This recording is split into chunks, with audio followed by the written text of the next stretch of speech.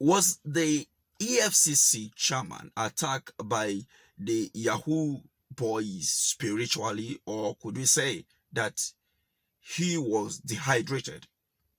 Welcome to Review by Jay. On the 16th of September 2021, the unusual happened when the EFCC chairman was addressing the congregation and he felt so dizzy, like he was talking, and all of a sudden he couldn't control, he couldn't have himself anymore, and he had to excuse himself. Could it be that he was being attacked? Because if you look at it, it was about talking about the EFCC, arresting a young man who was in possession of over 200 SIM card. And then while he was trying to, emphasize on the fight against the cybercrime, he felt so dizzy. Could it be that the AFCC boss was attacked by the Yahoo boys spiritually? Or could it be that he received a text message and he shouldn't say what he was about to say? He shouldn't make it public, and then he did what he did.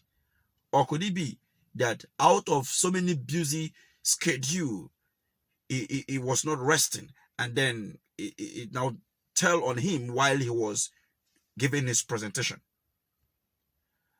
Let's look at the video and have this conversation more on the comment section.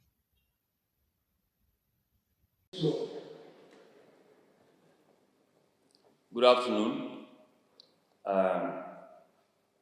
His Excellency President Muhammad Buhari, represented by the Honorable Minister of Communication and Digital Economy, Honorable Minister himself, Al-Sheikh Professor Isa Ali Pantami. Permit me to stand on the existing protocol. But while I'm doing that, I have to acknowledge the fact that the acting chairman of the board of NIMSI is my uncle, and I have to personally acknowledge his presence here.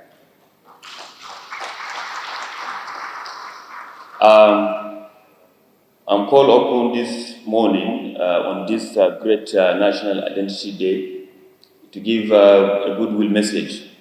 I'd wanted to talk extensively on this issue, but we are somewhat in a grief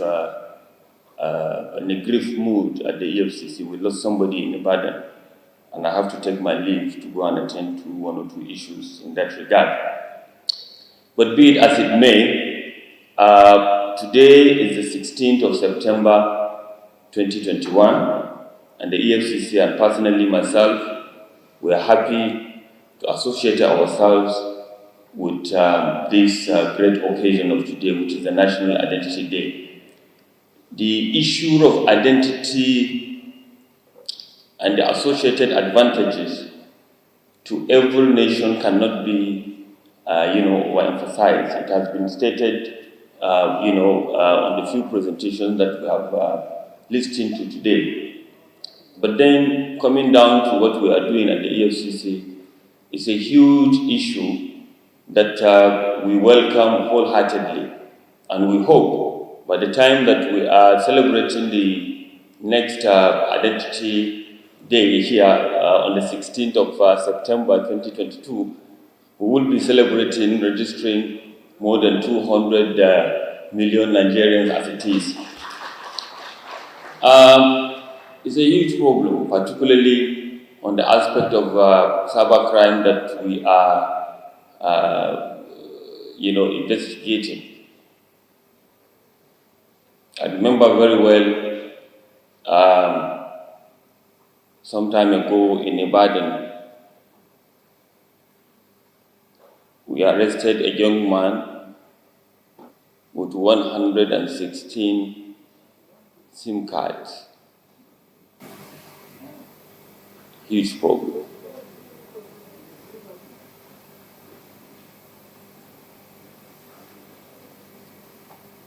I think I have to stop here. Thank you very much.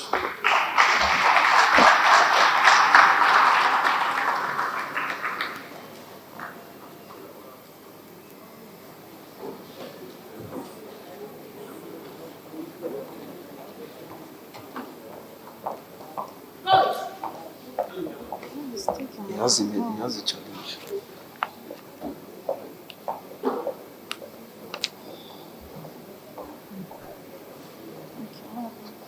Though he was addressing the people, and then he felt so dizzy, like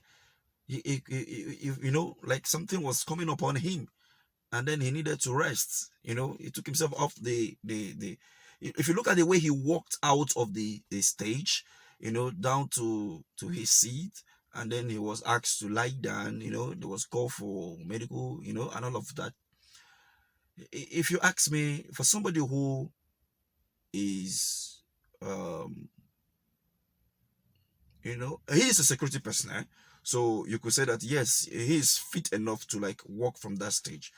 Unlike some people, maybe they will just collapse at this stage. Thank God it never happened that he have to collapse on the stage, like what we witnessed at the National Assembly when some people were asked some question, and then what happened just happened. you know so this is review, and I remain Jay. You can drop your opinion at the comment section, and then we'll take it from there in our next video.